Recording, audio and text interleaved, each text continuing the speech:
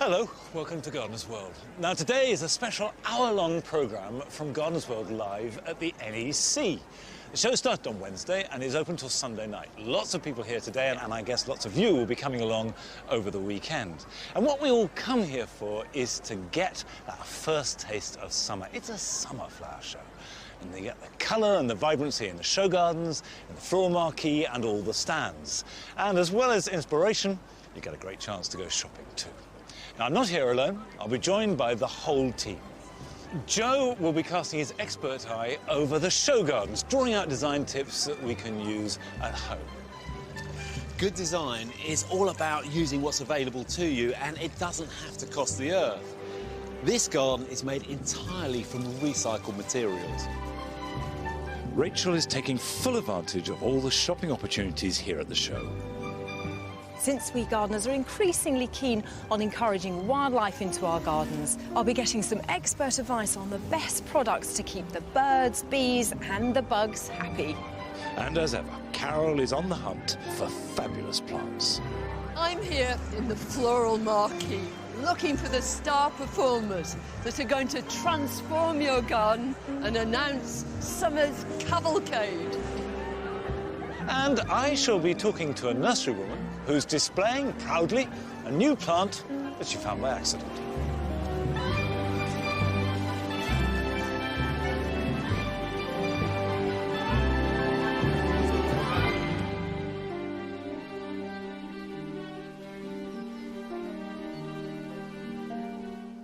Now, I want to start by showing you this, because this is the living wall that I've been talking about on the programme for the last few weeks, asking you to bring along some plants. We've still got room to add more, although we have established quite a lot of plants on it already. And it's designed so it's got three different facets. Around the corner, we've got a face that is devoted to wildlife plants, plants that will encourage insects into the garden. This side, we've got the sunniest point, so all these plants will relish full sunshine. Of course, you can have it any shape or size you wanted.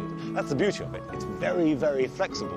In fact, we've chosen this height because that is the height that you can do without any planning permission. But you could make it 50 foot tall if you wanted. And this is going to be taken down and reassembled in schools. Now, around the corner here, we've got plants devoted to shade, and this is what I'll be especially focusing on. And I'm bringing some plants from Longmeadow that I've gathered up, which I know will work really well here. And you can see that the foliage looks fantastic, whether it's the hostas, or the ferns, or the astilbes. You do get that sort of three-dimensional effect on the wall, which I think is really dramatic. So if you've got any plants at home that are spare, we can find a good home for them. And whatever type of aspect it likes, it'll look really good on the wall.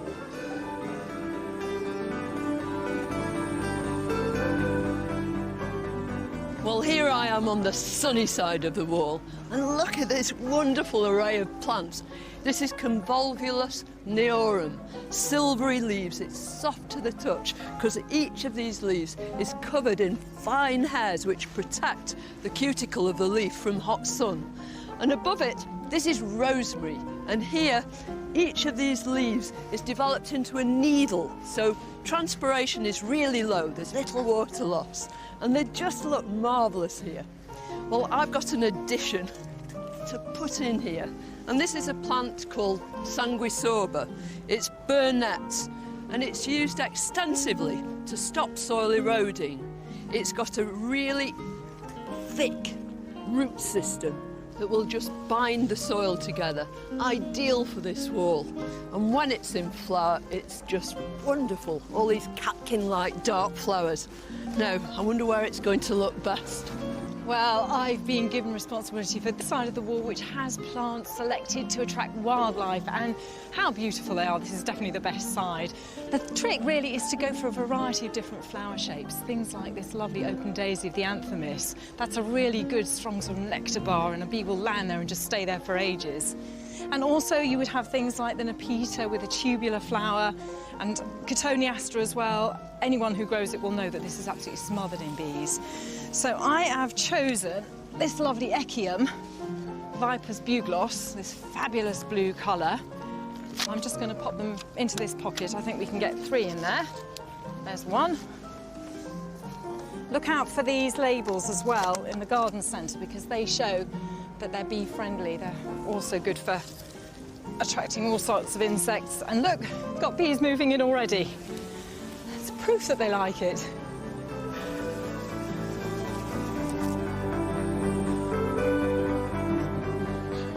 Now, just as I hope lots of you will, I wanted to bring along some plants here to add to the shady side of the living wall. So a few days ago at Longmeadow, I went round the garden gathering up plants that I thought would be ideal.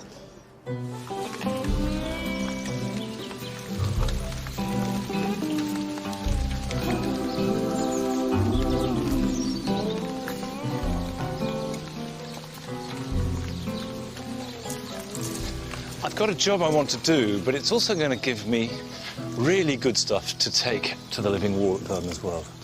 And that's dividing primroses. Primroses love damp shade, particularly woodland. All you have to do is just dig up a clump, like that. If I just take out a block, like that.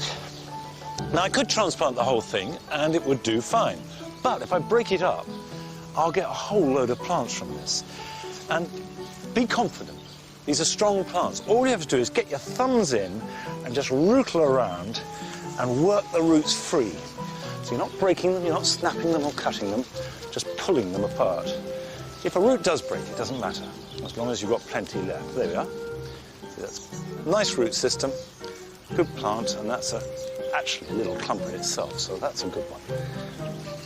And I think people tend to be a bit tentative about plants, but they're usually much tougher and stronger than you think. There we go. See, that's only got one leaf, but that will grow perfectly well.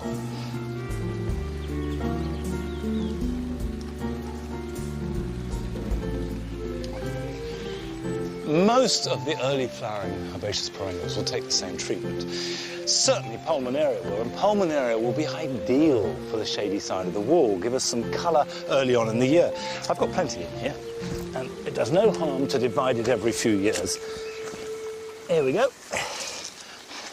And that, you can see, in exactly the same way, will divide up. Just break it off, pop it into pieces, which I'll pop up, and replant. By the way, if your Pulmonaria looks a bit mouldy and is dusted and a little bit sad, shear the leaves back right to the ground, and then fresh new leaves will grow. They'll look fine for the rest of the summer, and it will start doing its growing and forming its flower buds in late summer. So the time to shear them back is now. These plants should thrive on the shady side of the living wall. I've also got some spare plants that I've grown from seed. Now, these Ipomoea, and I've got 3 Cobea scandens left over, will be perfect for the sunny side of the wall. That's if it ever stops raining and we have a sunny side of the wall. Well, these are the plants that I dug up. They survived well, and I'll get them into the wall, find a place for them, and they'll thrive. They'll really enjoy it in here. And by the end of the weekend, this will be looking stunning, with your plants too, of course. Now, one of the biggest displays in any flower show, and certainly here at Gardeners World Live, are the show gardens. And one of the things that I like about them is that there's a tradition of young designers cutting their teeth here, trying it out, experimenting. And to assess them and all the gardens, we have our own gold medal winning garden designer, Joe Swift. Oh, thanks, Monty. But having been through that process, I will never look at a show garden in the same light. The amount of work that goes into one of these is quite incredible. And they're not just for show. There's lots of ideas here, some design ideas and planting ideas that you really can use in your own garden.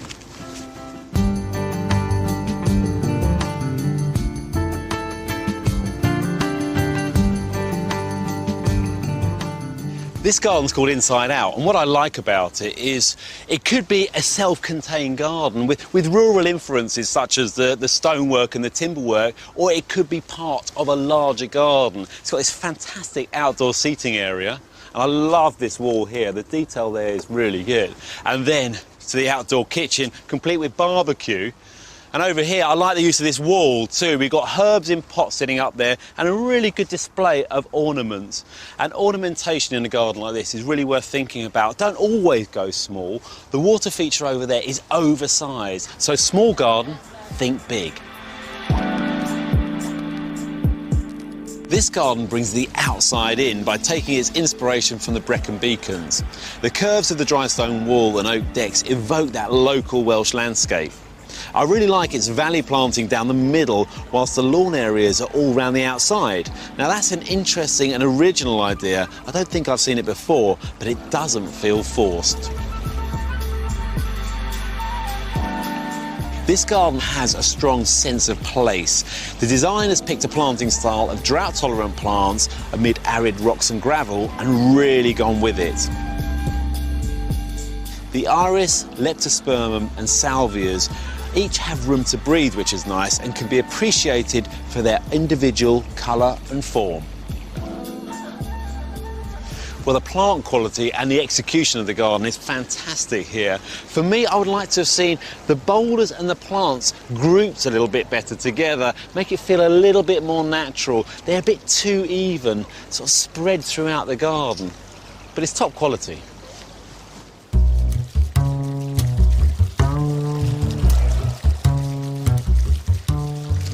Good design is all about using what's available to you, and it doesn't have to cost the earth. This garden is made entirely from recycled materials.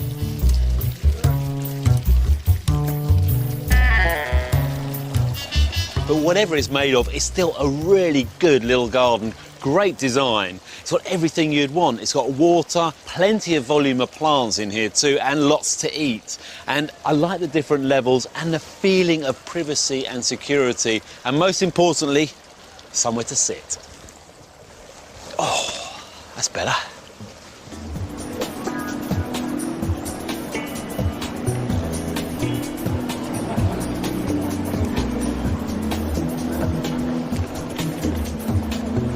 June is the start of summer in the garden, and here in the floral marquee the place is packed with plants that truly epitomise this time of year, and I'm on the lookout for the star performers.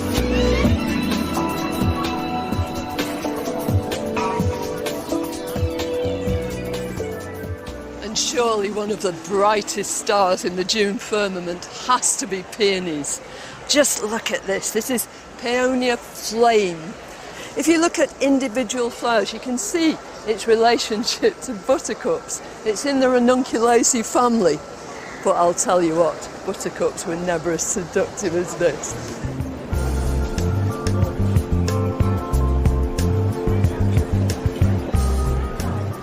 Lots of peonies are truly flamboyant, but perhaps that's not your taste. If you go for the subtle and the refined, then this has to be the peony for you.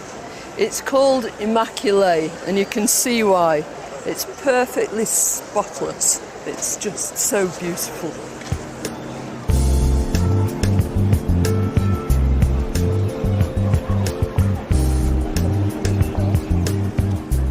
Well, this really sets the place alight. It's aptly called Blaze. And isn't it just devastatingly beautiful, especially next to this blue anchusa? Really brave plant combination. I think peonies make the perfect present, and it's my daughter's 30th birthday today, so I'm going to take a load of them home for her. I know they'll be happy there, because the soil is heavy and rich, exactly what peonies like.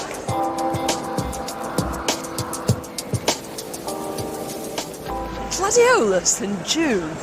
You associate gladioli with late summer, but not in this case. This is Gladiolus byzantinus, and it's doing its own thing right at this moment. As with other gladioli, it grows from corms, but in this case you don't have to mess about lifting them and bringing them indoors in the winter, because it's perfectly hardy.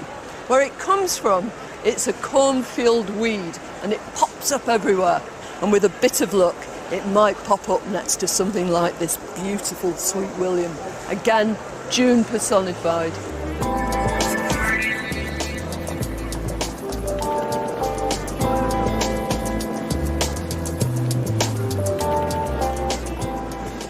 most plants, it's their colour or their shape that draws you in. But in the case of roses, it's their perfume that just won't let you walk by. Look at this one, the centrepiece of the show, Souvenir du Docteur Germain. This is a climbing hybrid perpetual, which means it goes on flowering for ages. You can grow it as a climber, or if you've got enough room, you can leave it as a freestanding bush to do its thing. The colour is wonderful and the texture of these roses is so velvety. But if you plant it in a very sunny place, the colour will fade. So it's best against a north wall where it flowers magnificently. When the flowers reach this stage, you almost feel like reaching in, pulling off the whole flower and plonking it into a bowl so you can enjoy that perfume. But one thing is for sure, whatever rose you choose, now is their time.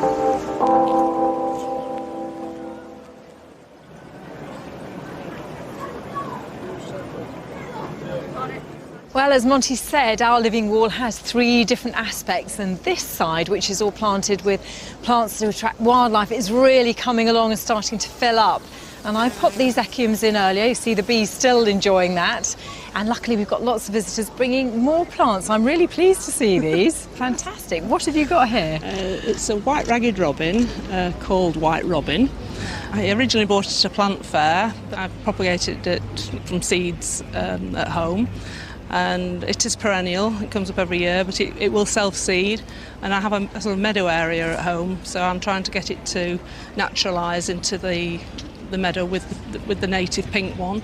And do you see lots of bees and other insects buzzing around it? There was a lovely bee on it a minute ago. Yes, I'm sure it'll be back. Yes, it was lovely. Yeah. Gorgeous. I think it's prettier than the pink one. It's very dainty, lovely. isn't it? Yes. Really nice. Where are you going to put it over I here? thought I'd put it up there. That's good. It'll give us a nice bit of height there at the top. And actually this, the Astrantia, that's really nice as well. It's got quite a large flower, hasn't it? What variety is that one? It's Jumble Ho, and it's just so beautiful. It's tall and it stays the white and the green. It doesn't shade with the pink. It's a really nice one. Is planting for wildlife something that you really think about when you're choosing plants? Yes I do. And I have this in different colours, the bees and, the other flowers and everything. They have a field day. Yeah, they love it. Well, it's gorgeous. And of course, Astrantia, you could have taken, I suppose, to the shady side as well, but I think it's very good here. So where will that go, do you think? I think here. Perfect. Pop it in. So just pop it in. Yeah, that looks smashing there. Really nice. I reckon we're going to wait a minute and they'll be covered in bees.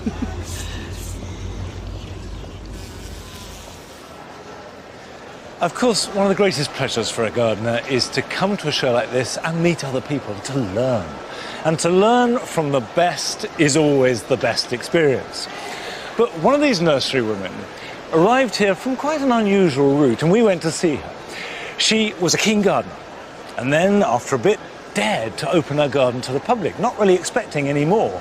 But as a direct result, she then was offered the opportunity to start her own nursery. My first gardening memory is really sowing a packet of Aquilegia seeds and just being completely blown away when they flowered. I was just hooked from that moment onwards, really. I've lived and gardened here for the last 17 years. When I first came here, it was largely rectangular lawn with narrow borders around the sides. Little by little, I ate away at the lawn to make more room for plants, and the garden just sort of gradually evolved as my gardening skills grew, really. We have a few things here that are permanent structures, like the tall ilex you can see here. They're evergreen, they stay all winter, and they mirror the spire of the church that we're lucky to have in the distance. The rest of the planting is all hardy herbaceous perennials. We've got a lot of euphorbia in the garden with its lovely lime fresh green, Aquilegias, the alliums.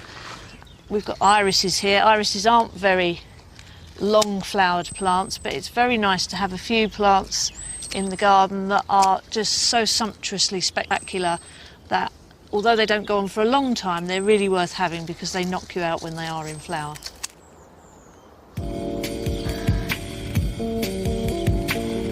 I've decided to try and open the garden for the National Garden Scheme. 2 very nice ladies came along to assess me to see whether I was worthy of going in the Yellow Book. And we are taken through the house, where we are really knocked back by the sight that is in front of us. Wonderful colours and just the most inventive, creative, beautiful space. One of them in particular enjoyed the garden so much that she asked me to come and do some garden work for her. I spoke to Annie about her life, and her ambition was to find somewhere to grow her own plants. And we had this space that I thought might be suitable, and she came up to see the space, and luckily for us said she thought it would do. That is really how Daisy Roots the nursery began. And really, 12 years later, she is still here. Here at the nursery we have no electricity, so everything we grow here has to be hardy. Most of our plants are overwintered right out in the open, exposed to all that the elements throw at them. So really what I want to produce is a hardy plant that people take home and they can enjoy for years. This year will be our 3rd time at Gardeners World Live, and we're going to be taking plants that have particularly beneficial qualities for pollinating insects. Amongst those we've got a plant which some people might be a bit nervous of planting in the garden, but this is the variegated form of ground elder. A lot of the umbellifer plants are very good for hoverflies as well as bees, and it's a brilliant plant for lighting up a dry, shady spot. Another variegated plant that we're taking with us is this Brisa media Russell's form, which is commonly known as the quaking grass, because when the wind blows, the seed heads quake in the breeze. This is Dianthus carthusianorum. Good seed heads follow the stems, and it's another great insect plant. Wants a nice sunny position on a reasonably well-drained soil. Although I know for definite a lot of the plants that I'm taking to Gardeners World, there are 1 or 2 that we'll just have to wait and see and be last-minute decisions. One of those is this lovely Astrantia, which was a chance seedling that came up on the nursery a couple of years ago. Weather permitting, it will be at Gardeners World Live with us, and we'll be revealing it to the world for the first time. I adore growing plants. It's my life, really. I'm the luckiest person in the world to be able to do what I love doing and manage to keep a roof over my head at the same time. Now, I see that Astrantia, that chance seedling that you had in your nursery, is featuring prominently on your display. It is, right on the front corner here, Monty. It's looking fabulous. We've had lots of interest in it. And also, you've named it. It didn't have a name before, did it? It didn't have a name. We were trying to think of a name when members of your team came round to chat to me about it yesterday morning, and one of the cameramen happened to mention he had a daughter called Celeste, and the name fitted. It's quite a star-like flower, so that is what we've named it. So, fabulous plant. The BBC can have a tiny little reflected Yes, absolutely. glory. But it's a beautiful name. It's a beautiful plant. Thank you very really much. Good. Yes, I'm very pleased. Enjoy the rest of the show. Thank you. Bye-bye.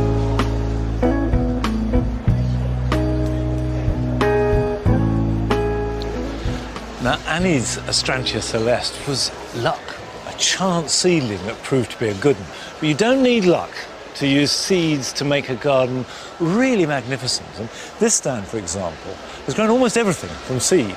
And that seed only amounts to 50 quid. 50 quid's worth of seed has provided all this, which doesn't just give you wonderful plants, but a really wide range to choose from. We've got perennials like the Eryngium, you've got biennials like the Verbascum Polar Summer, which I love, and also that stunning annual poppy. Black peony, there is no plant that's more intense than that. And that's just to pick a few. The range of plants to be grown from seed is just enormous.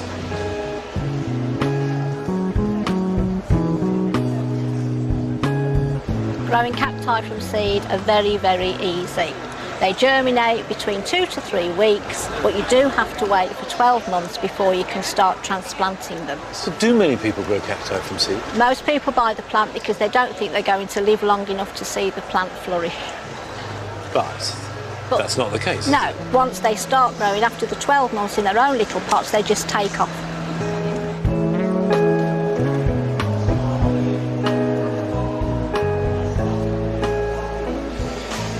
If you think that cacti are a bit specialist, here's a plant that everybody's going to grow sooner or later, and that's sweet peas.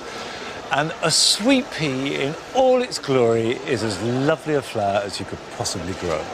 And of course the thing about them is not whether you grow them from seed or not, but when you sow the seed. Do you do it in autumn, winter or spring? And I'm doing a trial at Longmeadow looking at the various advantages of each of those timings. But I'll tell you something, if any of my plants produce flowers as lovely as these, I don't mind when I sow them.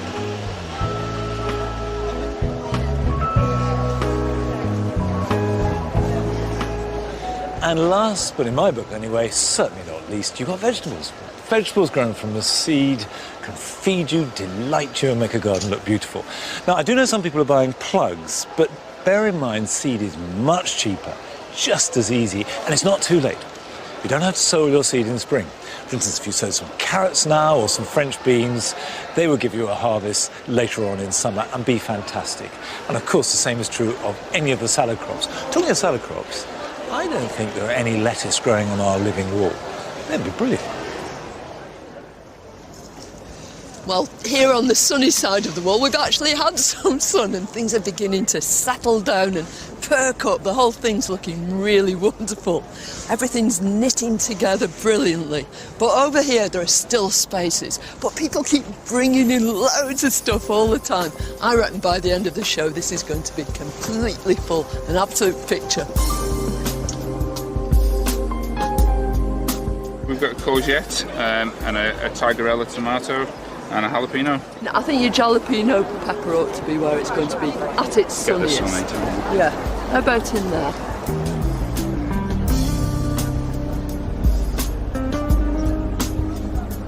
So it's Campanula glomerata. It is, yes. It's so hardy. Yeah. Such a good doer.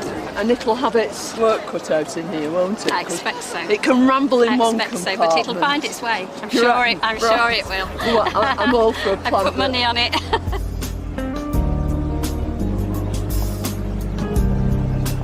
Hello. Nice to meet you. Lovely to meet you. What's your name? Hugh. Mine's Carol. How do you do? I brought you a selection. A Sisyrinchium. A Sisyrinchium. Do you know how to divide it? Oh yes, well it seeds very readily. Yeah.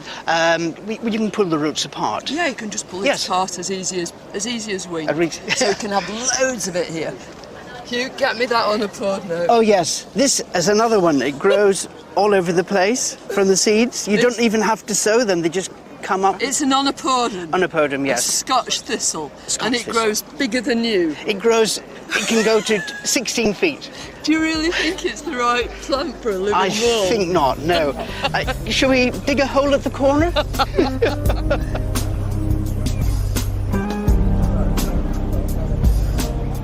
Now, you've got feverfew, isn't it? It is. Yeah. This will spread. I don't know what you're going to do with your living wall, whether it's going to be a permanent feature here or it's going to schools, different schools in the area. It'll all be dismantled and then reconstructed, and then the kids are going to live. Can we try it over? Yes.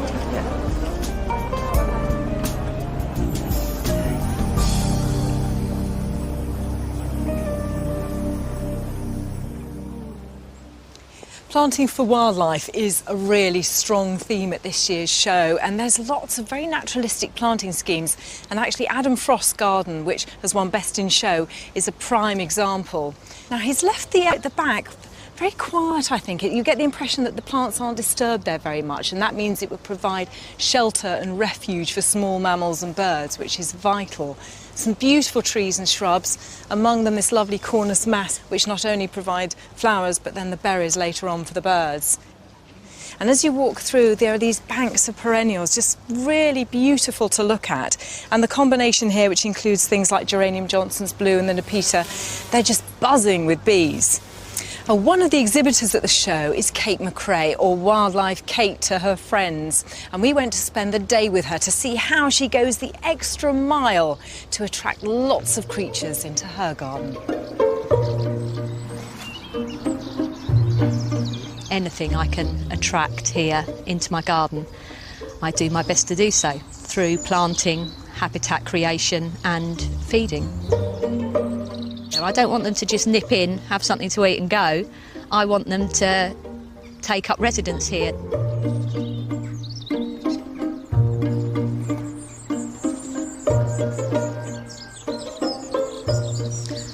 first things I did in my garden area was to build a pond. To me, that's one of the most fundamental areas to start with in terms of wildlife. I built a small stream area to keep the water circulating and to offer other areas for feeding and drinking, and then created an area which would be full of edge plants, marginals, and then a wider area that I could plant up with a range of ferns and foliage. But a lot of it has just evolved. Self-seeded, there's primulas, cowslips, and the marsh marigolds just take over everywhere, mainly because you can see I let them go to seed. Birds come here and drink. The hedgehogs I know come down here. It's such a lovely space.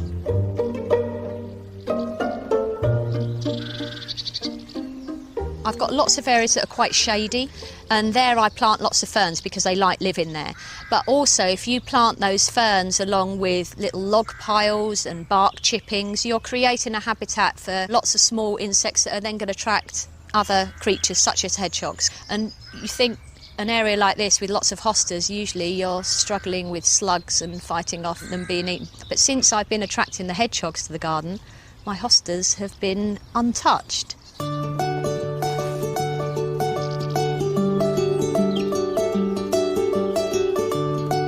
I just look for stuff I like the look of, and I also let the garden tell me what it wants. And if foxgloves, for example, they're coming up absolutely everywhere at the moment, I let everything go over to seed and see where things self-seed, because if that's the right place for them, the following year they'll reappear. I've always had a bird table in the garden, or 2 or possibly 3 sometimes, but I love making my own stuff as well. This is one of my DIY feeders. I saw this ladle, and the way it was shaped I thought it'd be perfect for a bird feeder. So I just screwed it onto the fence, and the birds love coming down and just perching on the end here and feeding. It's worked really well. And I like to have trays on my feeders. One, it stops some wastage, but also a lot of birds like sitting on the trays. A lot of the commercial trays I found were quite shallow, so I started using pizza trays or baking trays, and the bullfinch particularly love those. So they've worked really well. It's like you want to get down Kate's Cafe because it's a pretty hot place to be. The nesting dispensers have been really popular, mainly on whisks, but you can use an old bird feeder or anything that allows you to pack a receptacle full of the kind of things that birds would like. So I've tried all different stuff, dried grass and hay, but by far the most popular is my dog's fur. So Bryn gets a good old brush every now and then, and I pack it with that. And the nice thing is that you can actually see them flying off with great sort of moustaches of dog fur in their beaks. For my 40th birthday, my dad bought me a Nestbox camera kit, and it completely captivated me. It showed me a side of the wildlife in my garden that I'd never seen before. And that was really the slippery slope downhill, because one Nestbox camera kit wasn't enough, so I got a couple. So I now have 17 cameras in the garden. So wherever you look, you'll see cables, you'll see cameras. They're all over the place.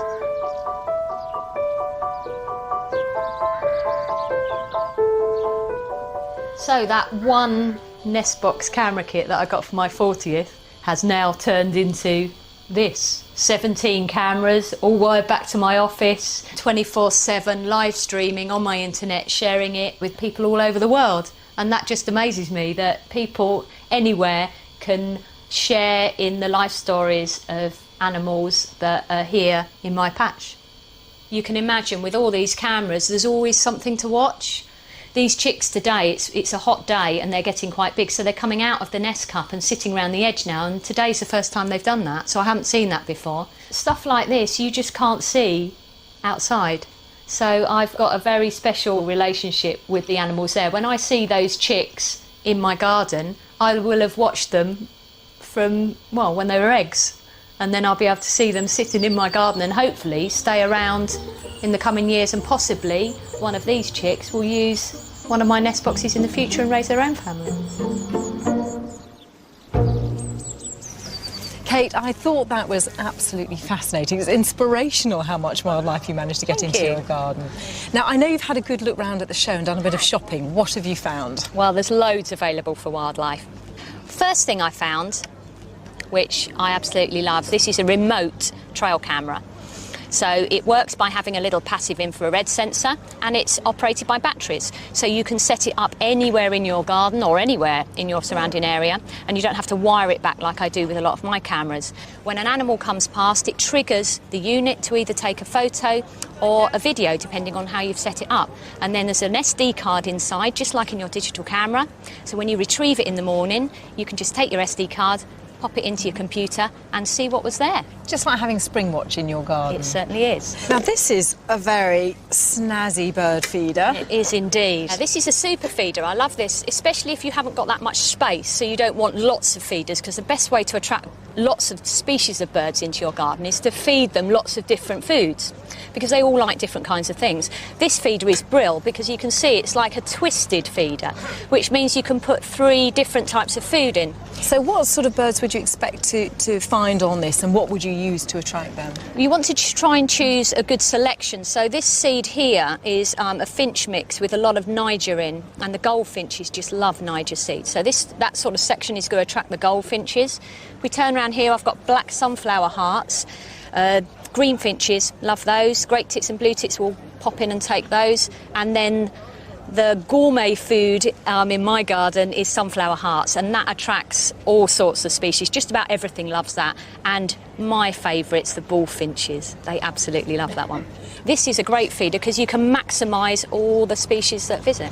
Now, what about ways of introducing habitats into the garden? There's lots of commercially available little bug houses like this, and these are great because there's lots of little holes that creatures can either overwinter in or hide away in. So these are great little habitats that you can buy, and they look great in your garden as well, I think. And I noticed actually that can be part of the design, because here on Adam's garden, where we're sitting, there are all of these gaps here where the logs are sawn off. Fantastic habitats for creatures in here. So, and what a feature, it looks fantastic.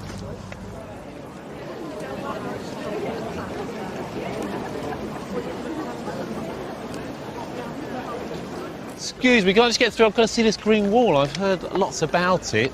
Excuse me. Oh wow, look at that. It's looking really good. There's so many applications for these, especially in the city where space is limited. Loads of them at Chelsea this year. These green walls are really taking off.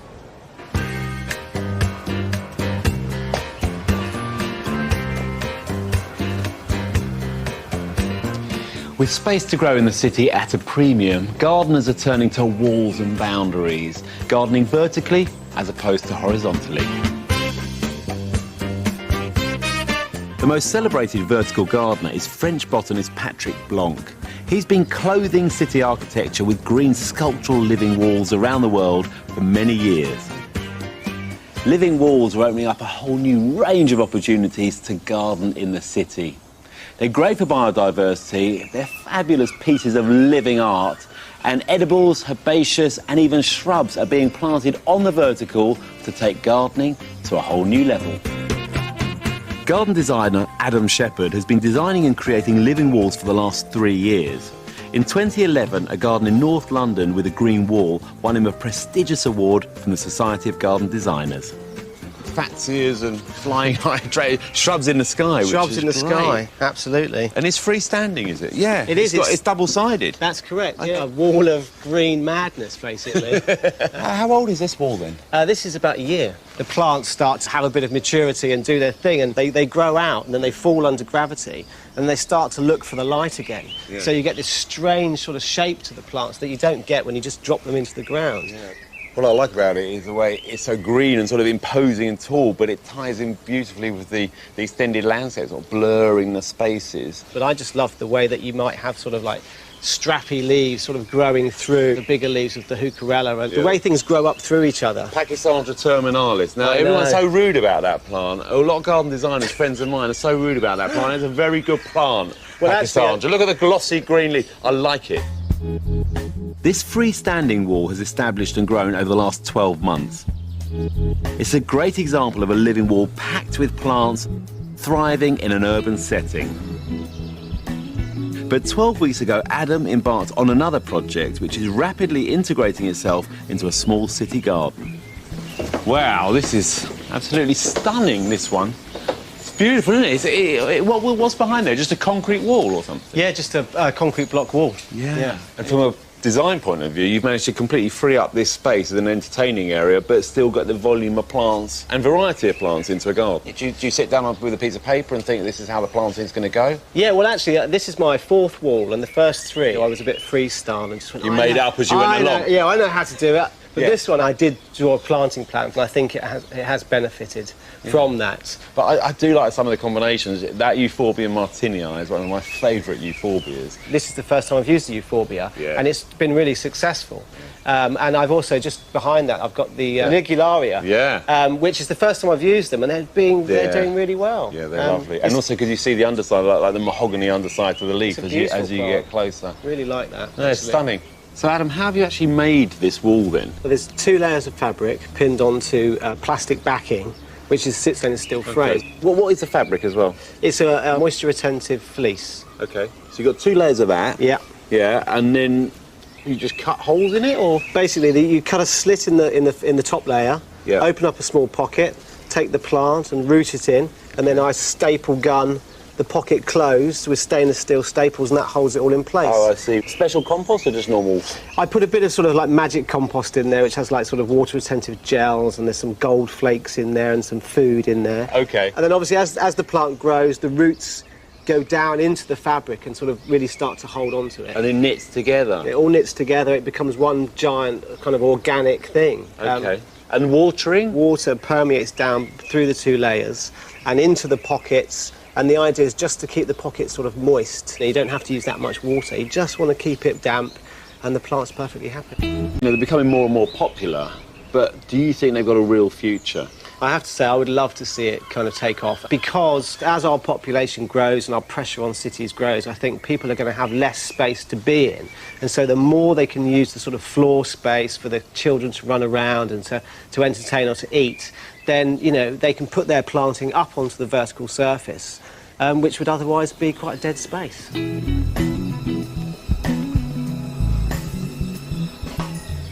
So how achievable is a green wall in your own back garden?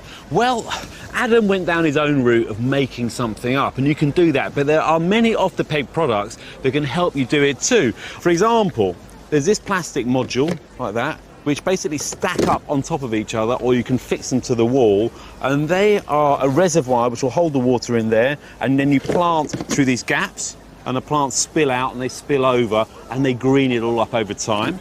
Then there's this, which is just a small hanging section of pockets, and that'll work really well for herbs or some smaller plants. It wouldn't be able to take a great deal of weight, but that might just be perfect for you at home. Or you can go down something like this, which is, it's a bigger system, it's a little bit more adventurous. A section of this, 5 pockets, will set you back about 130 quid, but it's a good investment because it'll last you 10 to 15 years. And this system is made using really quite chunky, thick fabric. It's plastic lined at the back, and then there's plastic underneath here as well, so it's really holding the moisture in here, but holding the moisture off the wall too. So ideally get some small plants, plant them in compost and let them knit together over time, and it takes on a life of its own.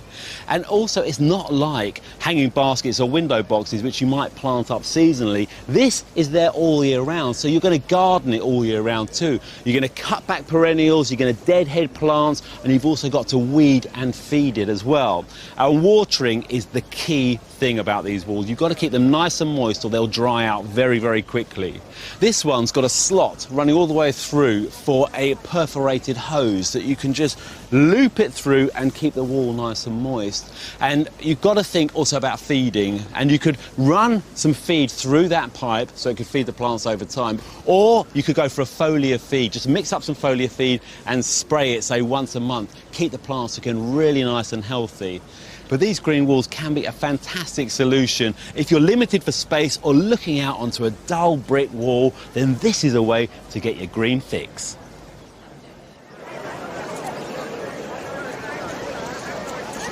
I just love the plant creche. This is where everybody comes with their booty to store it away while they dash off and buy miles more plants. And one of the best things about it is that you can get the whole sort of feel of the show. You know what people are really interested in. And as these plants go past, it's such a temptation to look into those bags and think about how they could propagate the plants and make masses more.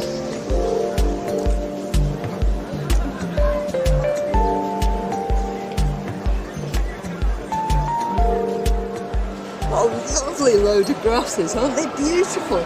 Such texture. Do you think we can split them at this time of year to make more? Because they're all in flower at the moment, it's not a great time to split them. But best time to split grasses is the spring. But also, most of those are species, so they're going to grow true from seed. But if you've got a grass like this one, this is a little Descampsia called Tetragold, and it's just perfect for being divided right now. But you need a bit of bicep power here, so just tear it apart. It's very satisfying, especially if you've had a hard day. Every little piece that you can extract that's got a little tiny bit of root is going to make a new plant. Make a hole, lower them in gently, firm them in, and that's it. You've got brand new grass. How quickly do the grasses grow? Probably by this time next year you should have a clump that big. I think you've got enough grasses here, haven't you?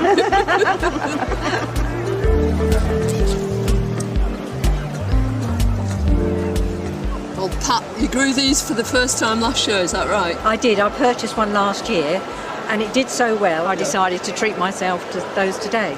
One of the most exciting things about Streptocarpus is actually propagating them. Take a fully developed leaf and you just cut carefully into the base, and then I'm just going to slice it. And you've got to keep them the right way up. So the bit that was at the end that was attached to the plant is always the base of the cutting. Oh, I see. Right? Yes. Otherwise they'll be upside down. And all you do is push them gently into that trench. Come and do one. Come on.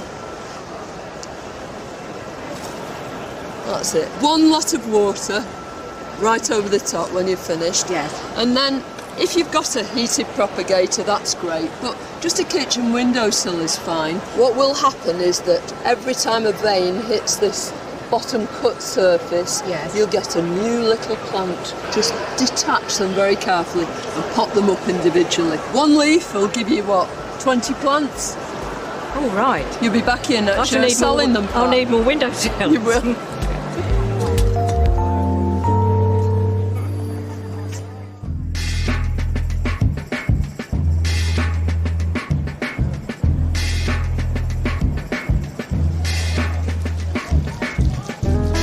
This year the RHS are running a new show garden competition here at Gardeners World Live, open to both keen gardeners and established garden designers. Fellow Chelsea gold medal winning garden designer and my old mate Andy Sturgeon was at the helm. We caught up with him yesterday. When the designers were brought here to the NEC, they were given the same palette of materials to choose from, the same timber, the same stone, and then they could buy additional plants, making a total budget for each garden of only £8,000. And it really is incredible to see what each of those designers has done, because the results are absolutely fantastic. There are some great design techniques used in these gardens. This one, for example, has put the whole design on a diagonal within the rectangular plot. Now that creates a nice flow and movement to the space, but that also creates these triangular planting beds around the main area, which again creates some more interest and a bit of flow to it. Bring the whole design into 3D, keep that spiralling theme going, but break the garden up at eye level, which is really important. What's really interesting is the designers have had all the same materials, but the way they use them is so different. Garden design is about stamping your personality onto your plot.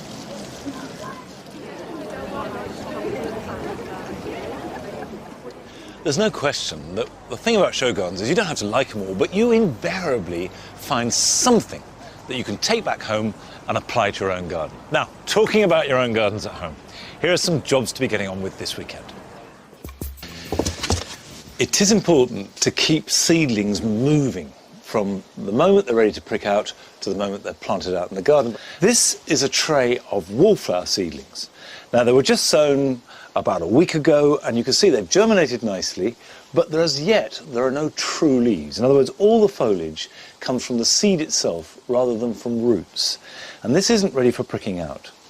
However, a tray of wallflowers, identical seed, which was sown 2 weeks earlier, now these are perfectly ready. And you can see that they look quite different because they've got, in effect, the adult leaves. And that means that they're growing off roots. And if you've got roots, you can move it. So what you get are plants growing in plugs. But they have to be potted on at the right moment. It's quite critical that you don't leave them in too long or try and plant them out too soon. Now, here are some zinnias, which are growing nicely, but they're not ready to be planted out. And if I take one out of its plug, you can see two things have happened. One, it's broken off because the roots haven't reached the bottom of the compost, so therefore there's nothing to hold it together. So that wants to go back into its plug and be kept either in a cold frame or somewhere protected. Here I've got some yarrow, and this is looking fantastic. Now, to me, this is 100% ready, and if I take it out, nice root system.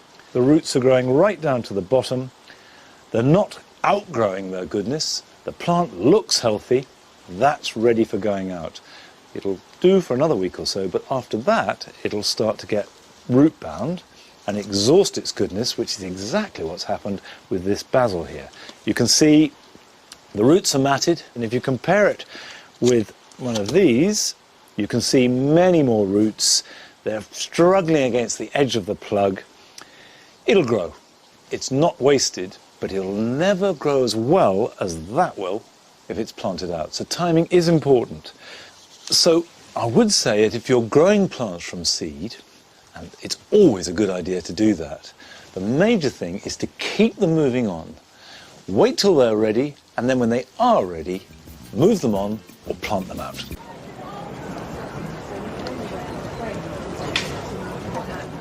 There is an awful lot to see here. From a floor marquee that is crammed full of lovely plants, to an array of garden gadgets and gizmo that's going to satisfy any gardening whim. But you can't take everything home. You have to choose your favourites. And here are ours at Gardeners World Live this year.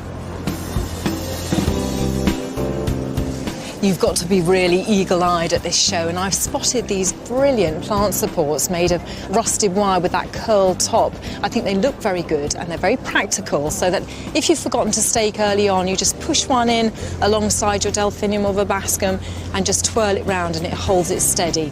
Very simple, looks good, brilliant. It's impossible to choose a favourite plant, but I could drool all day over this Anemone narcissiflora. It's a woodlander. It loves cool, damp conditions, and its flowers are a delight. Pure white on the inside, shaded with blue and purple on the back, with green centres and blue anthers. Who could ask for anything more? This is my favourite thing. I really want one. It's a charcoal maker. Take the lid off. Put in some twigs or some branches, lid goes back on again, onto the fire, and after a couple of hours all the moisture's been taken out and you're left with the best charcoal for drawing or for a barbecue.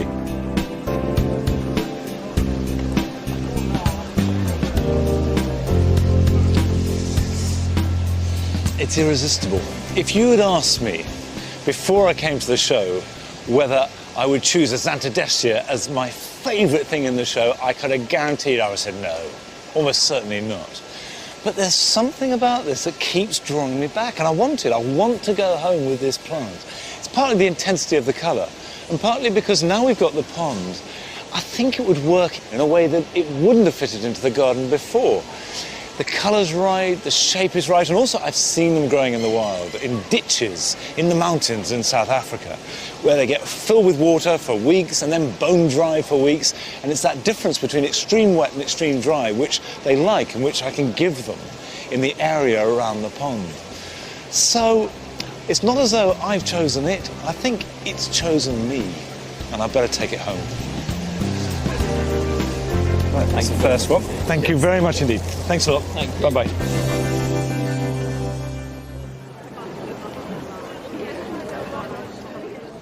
Now these Xanthodechias like some sunshine, so the shady side of the living wall is probably not ideal.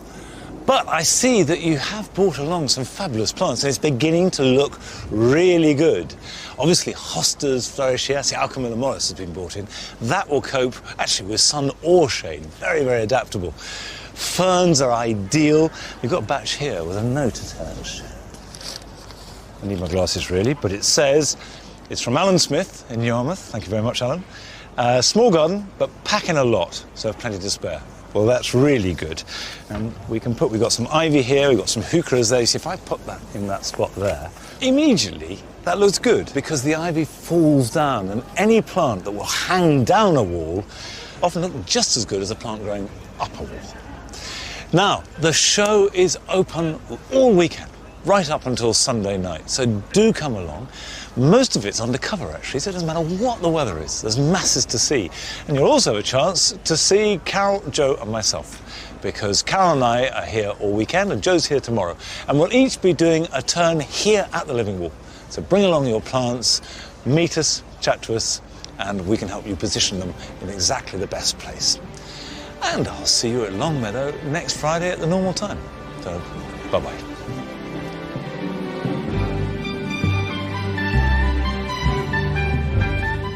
Tracking the devastation left by the plague in the 14th century, the Great British Story, A People's History is next on BBC Two. Over on BBC 4 now, what happened to the music after 1978? Find out with Punk Britannia.